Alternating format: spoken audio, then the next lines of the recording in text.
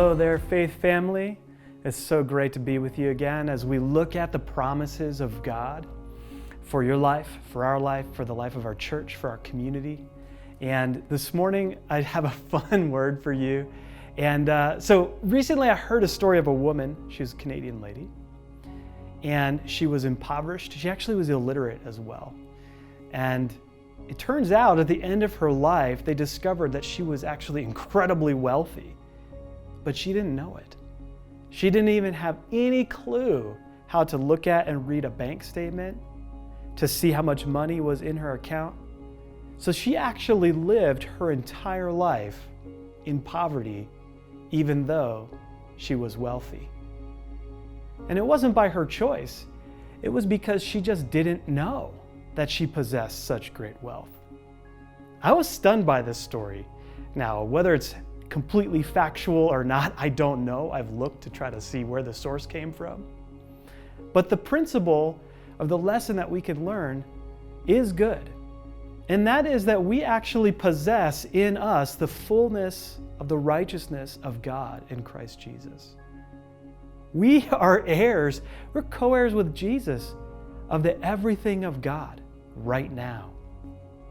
So do you have a lack of peace? Well, you have it in Christ. Do you have a lack financially? You do have it in Christ. You have access to it. Do you have a lack of wisdom? You have access to it in Christ. Do you have a lack of patience for your kids that you're trying to homeschool? You have access to it in Christ. We all have access to it.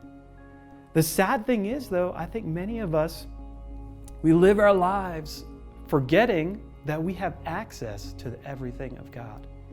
In 2 Peter chapter 1, verses 3 and 4, it says this. It says, "His divine power has granted to us all things that pertain to life and godliness, through the knowledge of Him who called us to His own glory and excellence, by which He has granted to us His precious and very great promises, so that through them you may become partakers in the divine nature." And I don't know about you, but in the shutdown period, or we're locked in our houses, we need more of God's divine nature. We need access to that. And guess what? We have it. And my prayer for you today, for all of us actually, is that we would begin to step into the fullness of what is available to us. I mean, how crazy would it be is if you got your stimulus check deposited into your bank account and then you never spent it. In fact, you denied you even had it. That would be crazy. We have it. It's there. You have your stimulus check. It's there. It's a fact. Well, the fact is that you have been given everything that you need for a life in godliness in Christ Jesus, to be partakers of His very divine nature. Imagine that. It's crazy. So today, I would encourage you, don't believe the lies of the enemy. You're not a failure. You're not visionless. You are not weak. You are strong in Christ. You are called in Christ. You are righteous in Christ. And what do righteous people and strong people in the Lord walk like? Think about it. You have everything you need in Jesus. And that can be very cliche for us who've been raised in the church. But what I want to encourage you to do is let that truth, the fact that we have everything we need in Christ for life and godliness, we have it all, let it move from here to here as we practice it during these days.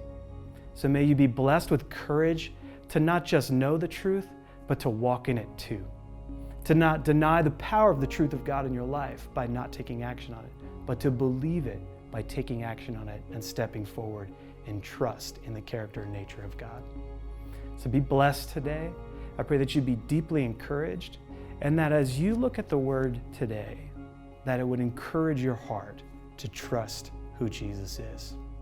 Be very blessed today, family. We'll see you again soon.